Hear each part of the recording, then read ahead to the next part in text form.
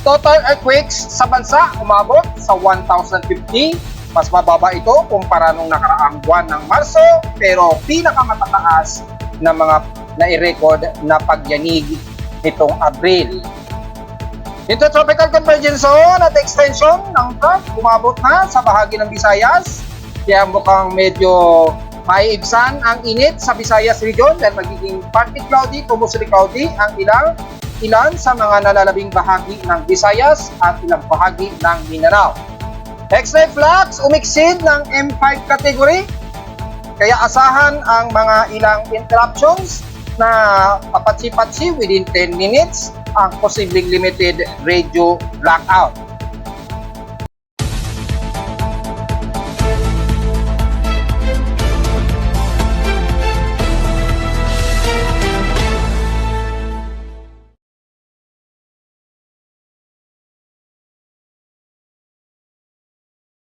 Hello, good morning mga folks. Welcome po muli sa ating Daily Weather Bulletin at Analysis para sa unang araw ng May 1, 2024.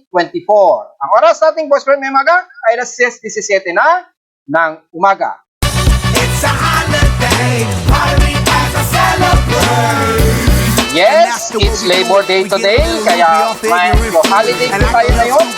At sa ibang mga kababayan natin ay pinagdidiriwang ang araw ng mga manggagawa ngayong unang araw ng May. At inaasahan na rin natin ang kaliwat ng mga protesta para sa hihiling pa rin na aumento sa kanilang mga sahod. At dahil sa nakatutok ang ating Kongreso sa ayuda na sa tingin ko ay hindi nakakatulong yon at hindi siya pang long-term solution. Kaya ito ay asahan natin na magkakaroon ng kaliwatan ng mga protesta habang medyo holiday. Pero hindi ko alam kung non-working holiday ito ngayon at malamang sa iba ay may mga pasok pa rin sila ngayong araw. Pero sa ating lagay naman ng panahon ay manatiling maalisangan at mainit at hot dry ang ating temperatura, lalo na dito sa bahagi ng Metro Manila at ilang karatig ng Central Luzon at Northern Luzon area, halos stationary. Pero dahil nag-extend po yung extension ng Intertropical Convergence Zone sa may bandang silangan ng Mindanao, nagpang-abot sa bahagi ng Visayas yung kaulapan. Kaya medyo magiging partly to mostly cloudy ang medyo umiiral ngayon sa bahagi ng Visayas at Mindanao. Sa ating current conditions, overcast, gloomy, haze, at few clouds ang umiiral dito sa amin sa Caloocan. So mananatiling mainit at malinsangan pa rin dito sa bahagi ng Metro Manila. At patuloy yan itong maghapon, kaya huwag pa rin masyadong magbibilad at iwasan ang ma-dehydrate. So lagi po tayong naka-hydrate palagi mga folks. At sa lowest temperature na itala ng aking weather station kaninang 5:14 AM, nakapagtala kami ng lowest of 28.2 degrees Celsius. Kahapon ay nakapagtala kami ng pinakamalinsangan at o high air temperature kahapon ng tanghaling tapat o mag-aalauna ng 12:54 AM. Umabot kami sa total of 37.6 degrees Celsius. Ang grabe init pa rin sa Caloocan. Ibig sabihin na natili pa rin nasa 50.3 degrees Celsius ang aming init pandama sa Caloocan. So tingnan natin sa official heat indexes records. Mula sa data feed siyempre ni Pag-asa, kung titingnan natin kahapon ng 30, ng huling araw ng April, kung sino ang mas nangunguna. Well, kung titingnan natin dito, mukhang walang naitalang 50 plus na heat index. Pero nanguna rito ang Dagupan sa Pangasinan na may 48 degrees Celsius na grabing heat index pa rin sa kanila. Sumunod naman na ang nasa 47 degrees Celsius, ang Apari Cagayan,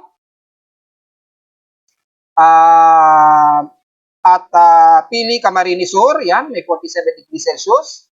Sa bahagi rin ng Leyte, Tacloban Leyte na nasa 47 degrees Celsius. At ang mga tigpo 46 degrees Celsius, kung merong tigpo 46 degrees Celsius, silipin natin kung alin yon. Yes, meron, Puerto Princesa sa Palawan.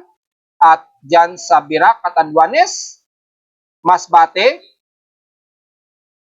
yan, hanggang sa may Masbate na may tigpo 46 degrees Celsius and the rest, mula 45 degrees Celsius pababa mula Ilocos Norte ay silipin na lamang ninyo dito sa website. Kung hindi man ninyo masyado ma-load sa web page ni Pag-asa, dito sa aking website, pwede din nyo makita na naka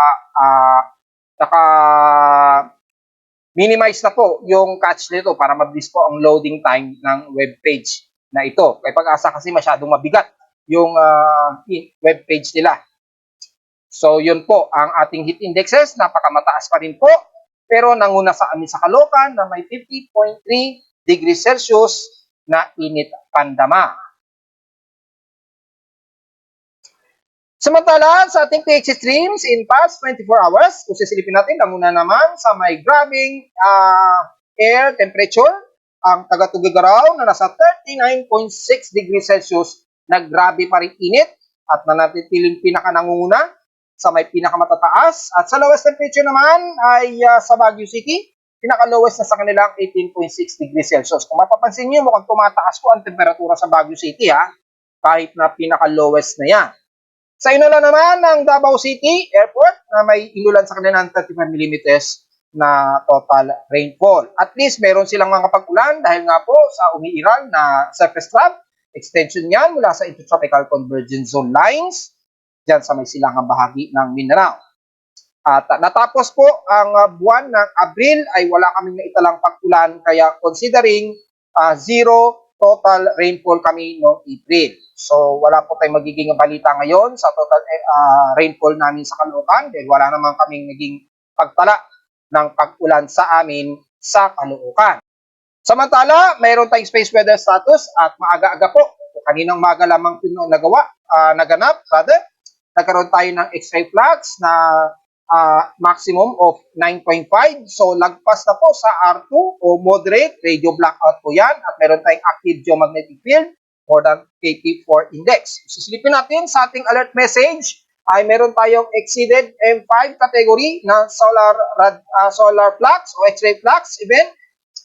At inaasahan nito na meron tayong R2 moderate radio blackout. So take note yan. At yung significant impact ay magkakaroon ng central primarily na subsolar point ng sunlight side ng ating mundo. Ibig sabihin lamang yan, expected na magkakaroon tayo ng medyo maliwanag na mga fluxes dahil sa medyo moderate na plasmatic release ng CME ng haring araw sa side ito. At sumabay din ang ating NOAA KT index. Inasahan nga po natin na meron tayong active geomagnetic field na nagaganap. Ang radio blackout forecast mula ngayong araw, May 1 to May 3, naasahan.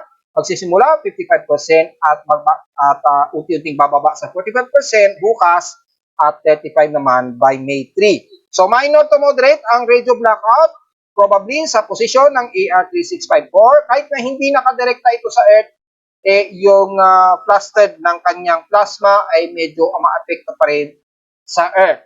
Bagamat wala namang above average na normal solar wind, natiling na sa bahagi pa rin ng normal ang ating solar wind, so hindi masyado mabigat-bigat sa ating magnetosphere. Pero manatiling magkakaroon ng distortion yan dahil sa lakas ng plasmatic release ng sunspots ng haring araw ng AR3564 kahit na hindi ito nakadirekta sa Earth. Kaya medyo mabababa ating daily sunspot number na 88 lamang. Sa forecast ng ating KP index o geomagnetic field, mukhang magtutuloy-tuloy po ang ating geomagnetic field hanggang May 4, 2024 na po ito. So inaasahan natin ang sunod-sunod na mga geomagnetic activity. At ngayong araw ay nakakaranas tayo ngayon ng active KP index at 4.67 KP index. Kung sisilipin natin dito, ayan, nasa 4.53 ang starting point natin. Naganap ito kaninang alas 5 pa ng madaling araw. Ayan, according sa ating oras sa Pilipinas. So, inasa magtutuloy-tuloy yan at magkakaroon tayo ng epekto sa ating magnetosphere pa rin. Yan, nagkakaroon na naman ng distortion sa ating H parallel at earthward location. Pinaka-distorted nanotesla nito ay nasa 33.68 nanotesla, yung ating HE o yung ating H earthward. Yon, yung horizontal earthward natin, yung nakatutok sa Earth. So medyo lihis siya pero maapektuhan pa rin yung ating magnetosphere, mga boss. Ibig sabihin lamang yan, ang bahagi ng Hawaii sa ngayon, naapektuhan ngayon ng ionospheric TEC range hanggang mid-Pacific. Kani-kanina nagkaroon ng mataas na auroral effect o northern borealis effect o northern lights kaninang umaga. Medyo kumakalma na lamang ngayon dahil hindi naman masyado direkta sa Earth ito.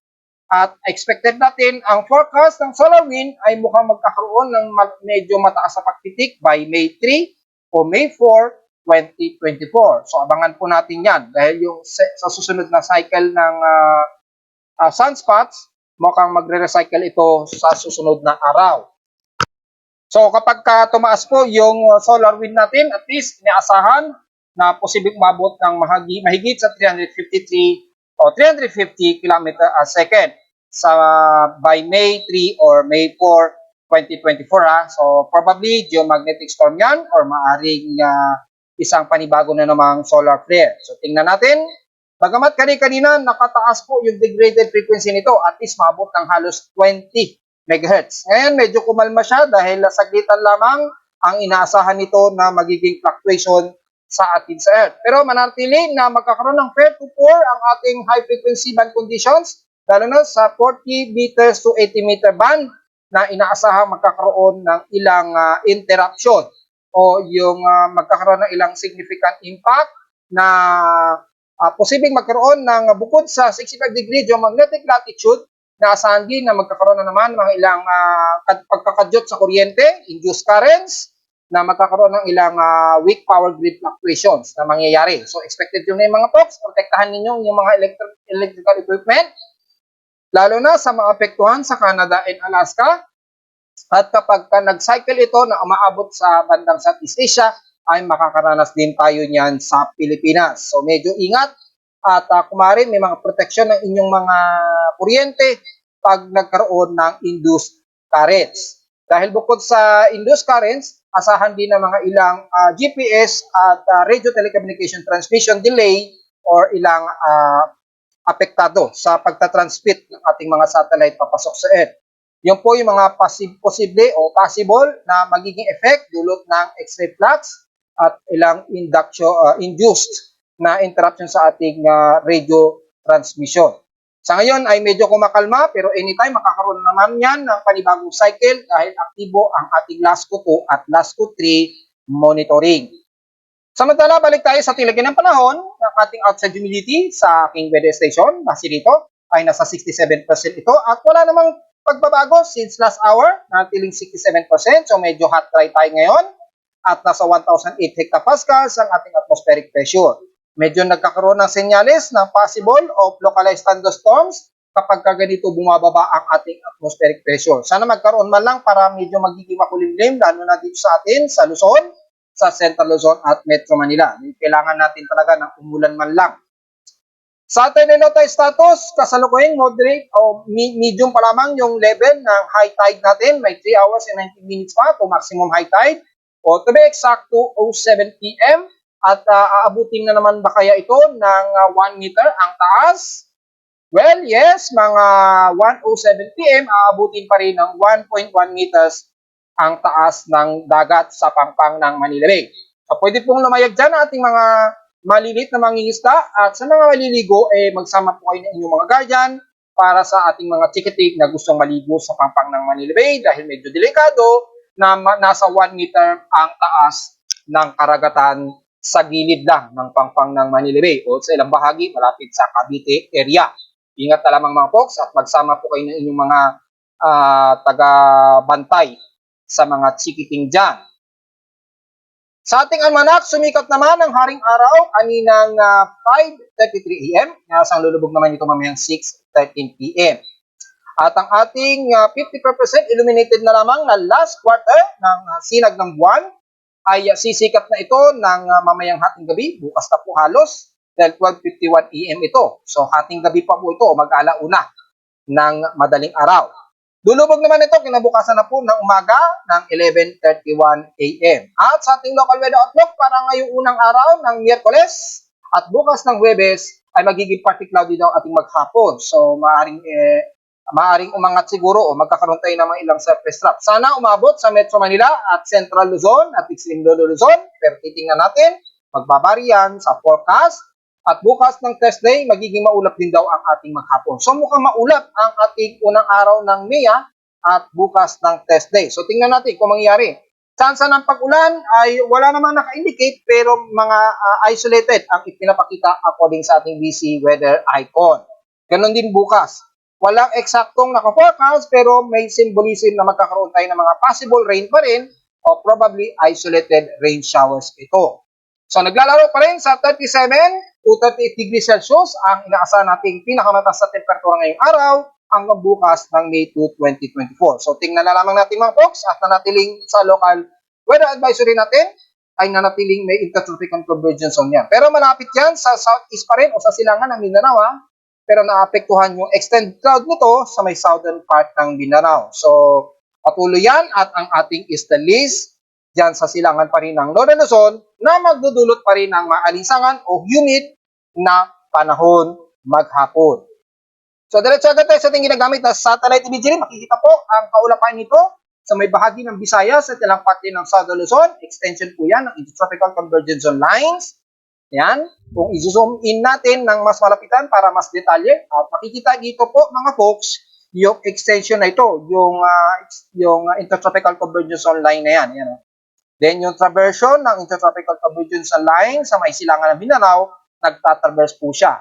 So yung extension na yan ay magdudulot ng maulap na paporin at asahan ang mga isolated at mga localized thunderstorms na madadamay ang bahagi nga po ng Visayas region. So medyo magiging comfortable ang inyong temperatura dyan dahil magiging partly to mostly cloudy po ang inyong magiging kaulapan dyan mula sa bahagi nga po ng Palawan, dyan sa Mimaropa at dyan sa may west portion sa Visayas, central at eastern part ng Visayas. Maliban na naman sa may bandang northeast ng Borongan, dyan sa may bandang northern part ng Samar. I-analyze natin yan. At buong bahagi ng Northern Mindanao at Eastern Mindanao, manatiling magiging gloomy, partly cloudy pa rin ang inyong himpapawid dyan. So makikita dito po sa animation ng infrared heavy rain potential. Scattered po ang magiging bigla ang buhos ng ulan, lalo na sa may bandang Palawan region. So at least wala tayong magiging bad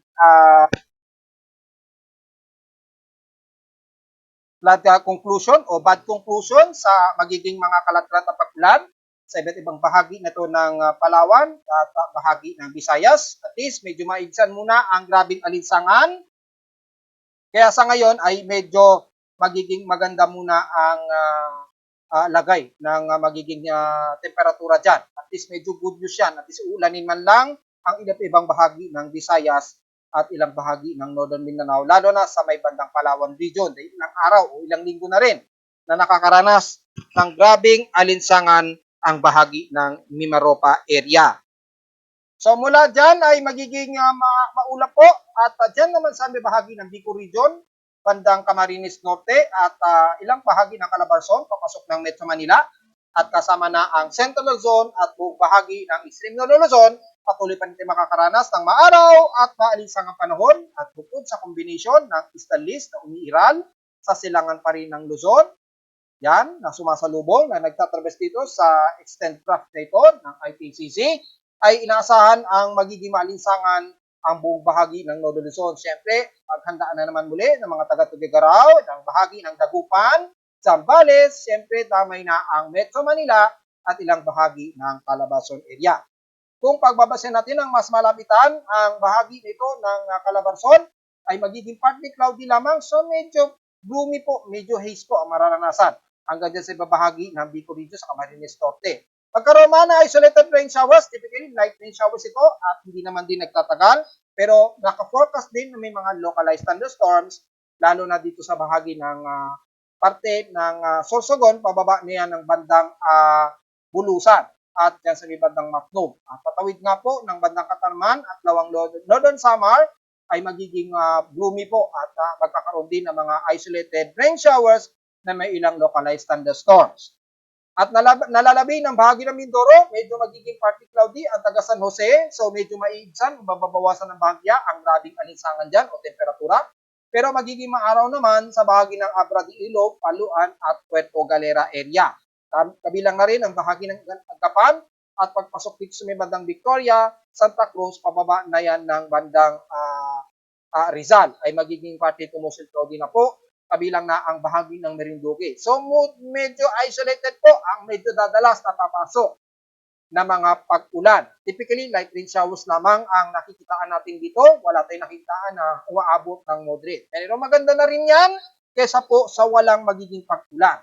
Pero pagpasok ito sa bahagi ng Calabarzon, sa Batangas, Laguna area, papasok na po ng Metro Manila, and the rest ay patuloy tayong makakaranas ng mataas na heat index at mataas na air temperature. Dahil wala tayong masyadong mapapag-abot dito na mga kaulapan, pero naka-forecast pa rin ang mga isolated at localized thunderstorms dito sa bahagi pa rin ng bandang Tugigaraw area at Cordillera Administrative Region, bahagi ng Ilocos Sur, at dito naman sa may silangang bahagi ng Cagayan Valley, dito sa may bandang malapit daw sa may bayan ng Palanan, Isabela, meron daw forecasted dyan, pero mababa at 35% chance ng pag-ulan, especially sa hapon yan o sa gabi. So medyo mas unti-unti, medyo makakaramdam tayo ng mga ilang localized thunderstorms, lalo na sa buong bahagi ng Palawan, Visayas, at ilang bahagi ng Mindanao. Siyempre, ang bahagi ng Zamboanga Peninsula, ilang bahagi ng Sorsogon, magiging partly cloudy po kayo dyan. So magkaroon man ng mga isolated rain showers, typically mga panandalian lamang ito at hindi naman nagtatagal. Magkaroon man ng mga kalat-kalat na pag-ulan, lalo na sa bahagi ng Davao Oriental at ilang bahagi ng Davao del Sur, ay typically ay mga ilang light rain showers lamang. Pero magiging maaraw po sa inyo dyan at magkakaroon kayo ng mga ilang maalinsang panahon, especially sa bahagi ng central ng Malay-Balay, Bukidnon at ilang portions ng Zamboanga del Sur. So magdala po ng pananggalang, hindi lamang sa tinding sikat ng araw, kundi sa mga biglang inaasahan na isolated rain showers pagsapit ng hapon o gabi. So yung buong region ito ng Visayas at Mindanao, nagiging overcast po ang panahon ninyo dyan dahil sa extracted o kalat-kalat na kaulapan nito na extension ng Intertropical Convergence Zone na nagtatraverse dyan. So, medyo maganda yan. Sa ngayon, magandang balita yan para maibsan muna ang grabing alinsangan maghapon. Well, kamustahin naman natin kung may mamamataan tayo na ano mga tropical cyclone o invest. Well, medyo may bahagya lamang na mga ilang sirkulasyon sa may Intertropical Convergence Zone line, di sa may silangang bahagi pa rin ng Mindanao. Ayan. Nabanggit ko na po kahapon yan, noong huling araw ng April, na dahil sa pamumuo ng Intertropical Convergence Zone na ito, ay inaasahan na natin na may mga posible nang may mabubuong mga invest formation habang tumatakbo ang araw ng May 2024. Dahil magiging peak na ito ng ating hot dry season, mas makakaranas tayo ng mas mainit pa na temperatura. Asahan po yan ha, dahil sa magiging maximum peak po tayo. At dahil sa magkakaroon tayo ng maximum peak at magiging neutral po ang ating sea surface temperature, dahil patapos na po yung El Nino, papasok na po tayo sa neutral ng sea surface temperature. Yung magiging tag-ulan natin by June ay maaaring maantala yan ng konti. So, kumbaga, kung sa mid-June 2024, inaasahan natin na magiging tag-ulan, maaring bahagya itong magkakaroon ng delay. Siguro mga bandang katapusan po talaga tayo makakaranas ng mga sunod-sunod na mga pag-ulan. Medyo magkakaroon lang delaying sa onsetting ng tag-ulan. Pero yung ating onset ng changes ng seasonal ng tag-ulan o habagat ay magpapatuloy pa rin na constant yan mga folks. Yung mga average rainfall lamang natin, medyo madidelay lang ng konti, pagpasok po yan ng June. So maliwanag yan mga folks At mula sa ating West Pacific Basin ay so far wala naman tayong namamataan sa ngayon na anumang tropical cyclone development o anumang low pressure area. Ang nakikitaan lamang natin dito yung development ng Intertropical Convergence Zone line. So mas maulan po sa bahagi nito ng Indonesian Peninsula. Na yung external trough nito, which is yung extension ng trough ng ITCC, ay umaabot nga po sa may bandang Mindanao area. Pero sa ngayon, kung titingnan natin dito, sa latest update ng Global Tropics Hazard mula kay NOAA, sa unang linggo nga po ng May 2024, na natiling way below normal ang inaasahan daw na pag-ulan natin sa bansa. At hanggang sa pangalawang linggo o ikatlong linggo ng May, na natili daw na mababa. At nawala po yung forecast na may posibilidad daw tayo na may mabubuong tropical cyclone. Well, bueno yung ating tropical cyclone forecast para sa buwan ng May. Antay-antayin nyo na lamang po. Susubukan nating i-post yan ngayong araw. So, titingnan natin dahil antay ko pa yung completion ng forecast ng mga iba-ibang mga weather agency o climate weather agencies. Para kumpleto po yung ating analysis. Maging sa ating extended forecast, wala sa iba-ibang mga weather agencies, wala rin tayo nakikitaan na anumang trap, circulation dito o anumang invest. Pero yung intertropical convergence nga po sa mga susunod na araw ay unti-unti nang nagpaparamdam sa may southeastern ng Mindanao. Na gaya ng ating analysis kahapon, ay mararamdaman na natin yung development ng ITCC na yan. Kapag kasi nagpapakita yan, inuulit ko, ay expected po na magkakaroon na ng mga possible invest formation o circulation anumang araw kapag nagkakaroon tayo ng ITCC. Pero sa ngayon, wala pa tayo namamataan anumang sama na pa na mabubuo sa labas ng ating Philippine Area of Responsibility. According dito, extended hanggang May 4, 2024 na po yan, yung forecast extension na ito. So sa ngayon, wala pa po masyado gaano tayong namamataan dito, mga surface trough lamang at ITCZ lines ang nakikita natin hanggang May 7, according dito kay GFS. So hanggang May 7 to May 8 po, 2024, ang extended forecast nito na mukhang wala pa naman tayong namamataan sa ngayon. Pero titingnan natin, mag-update tayo anytime. Depende sa mga susunod na forecast na lalabas sa mga computer models na ito. Sa ulit din doon, ay so far ay meron tayong ilang mga pagdinig dito. At typically, magnitude 4.4 yan. At kung titingnan natin sa records ni P-Box, sa latest feedback nito ay kaninang at 6:31 AM ito naganap. Kung titingnan natin, bandang 6 ito. Pero dito, mga bandang alas 5 ito eh. So, mga mag-aalas 6 ito ng madaling araw. Malamang sa Higmoto, Katanduanis po ito, magnitude 4.4 po ito, na may central epicenter depth na 22 km. Naganap ito kaninang 6:31 AM. So, maaaring hindi ito sa may Gigmoto. Maaaring hindi na-detect ng aking seismometer dahil magnitude 4.4 ito. Base dito, mga bandang 5:55 AM. So, kung titingnan natin, mukhang wala naman ditong lumitaw. Wala. Ito lang sa may bandang San Antonio, Zambales. Magnitude 4.1 po ito. Ayan o. Na-detect ng aking seismograph at nag-record siya. At nabanggit ko na po at sa ating total earthquakes for the month of April 2024. Balikan natin yung historical earthquakes ha para ma-review natin yung total earthquakes natin. Na-post ko na po yan sa Facebook page yung summary ng total earthquakes natin for the month of April. I-recall lang natin at makikita natin nakapag-total tayo ng 1,050 total earthquakes po dito. So mukhang mas mababa ito kumpara noong March 2024 na mas marami-rami, no? Umabot ng mahigit sa 1,100 total earthquakes. Pero kukunti lang yung mga malalakasang paglindol na magnitude 5.0 pataas. Kung di ako nagkakamali, last month ay nagkaroon lang tayo ng mga hanggang 5 na magnitude 5.0 pataas. Pero nitong nakaraang April, mabot po sa 8 yung magnitude 5.0 pataas at meron tayong isang 6.0 pataas at isang magnitude 7.0 pataas, which is yung pinakamalakas na nagpayanig sa Taiwan na umabot ng magnitude 7.5 o 7.4. Na itinuring naman sa record ni P-Box na nasa northwest ng Itbayat, Batanes. Naganap ito noong April 3, 2024 po. Ang dami pong nadisgrasya at nasirang mga ari-arian dyan sa Taiwan noong araw na yan. So mukhang pinakakonti siya ng bahagya, pero mas konti pa rin ng same month ng April ng nakaraang 2023. Wala pa sa 1,000 yung total earthquakes noon. Pero medyo marami-rami din ang naging paglindol noon nung nakaraang taon, same month ng April 2023. So yun lang po ang ating analysis. Medyo hindi masyadong maramihan, pero mas marami-rami po ang mga malalasang pagyanig noong last month ng April 2024. Hopefully ngayong buwan ay wag naman sana tayo magkaroon ng recorded na magnitude 6.0 o 7.0 na paglindol. Pero yung magnitude 5.0 kasi minsan hindi naiiwasan yan. Lalo na't mas yanigin pa rin ang bahagi ng Surigao del Sur o eastern part ng Mindanao. Mahigit sa 300, yan, mahigit pa rin sa 300 ang total earthquakes ng mga taga Surigao del Sur o eastern part ng Mindanao.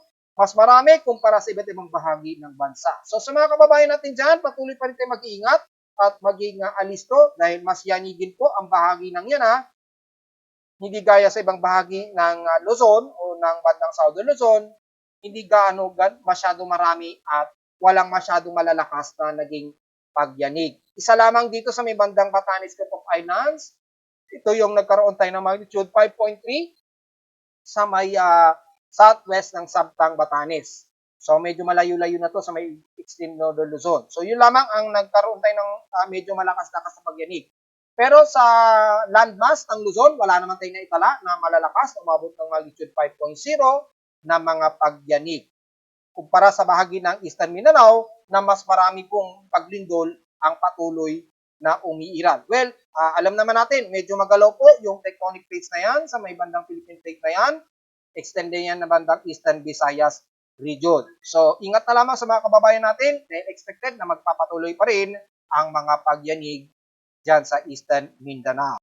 So, kamustahin naman natin ang Angat Dam kung mas bumaba pa ba? Yes, bumaba na lalo at mula kahapon sa 188.03 meters, ngayon ay 187.65 meters na lamang for the month of May 2024. Unang araw po ito ng May. Ang laki kagad ng nakain dahil 38 meters po ang halos nabawas sa kanya sa loob ng 24 oras. Sa 1.24 ang kanyang rule curve deviation. So, kukunti na lamang ang natitira. Anytime ay mapasok na ito sa pinaka-critical level, yung reserve ng Angat Dam. So, take note yan mga folks ha. Dahil patuloy pa rin siyang bumababa. At the rest ay wala namang masyadong naging bad news. Kaya Angat Dam lamang talaga ang medyo nagiging bad news talaga. At nanatili naman talagang mababa yung water level nito ni Pantabangan Dam. At nabalita na nga, di ba, lumitaw na yung pinakalumang simbahan dahil halos wala na o halos walang-wala na yung level ng dam nitong si Pantabangan. Pero hindi masyadong nagagamit gaano itong si Pantabangan dahil wala na masyadong nagsusupply dito. So medyo sinarado ata yung pagtatransmission ng Pantabangan Dam. So wala tayong magiging problema dyan sa ngayon. At kay Magat Dam naman ay nanatiling medyo maganda ang naging progress niya. So kay Angat Dam lang talaga ang medyo bad news dahil mas maapektuhan nito ang Kalakang Maynila. So take note yan mga folks. At narito naman ang ating 3-day 20 weather forecast para sa unang araw ng May 1, 2024.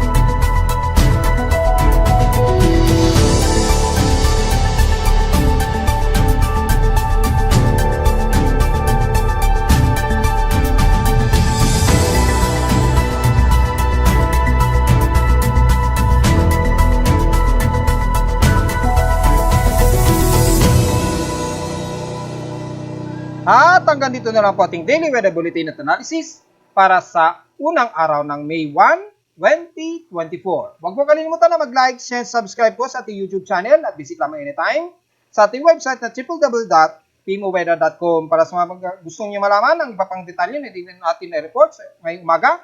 Idadagdag ko lamang sa Facebook page yung mga ibang detalye pa, lalo na sa ating astronomical event for the month of May. Yung forecast natin for tropical cyclone development for the month of May, abang-abang na lamang sa Facebook page. Ginagawa ko pa po sa ngayon. At visit lamang din sa website para sa gusto malaman ang real-time events mula sa amin sa Caloocan, lalo na sa mga lalabas at magbabase sa init at sikat ng araw at sa mga ilang data feeds mula sa iba't ibang weather agencies. Maraming salamat po mga folks at Happy Labor Day po at magandang araw po sa ating lahat.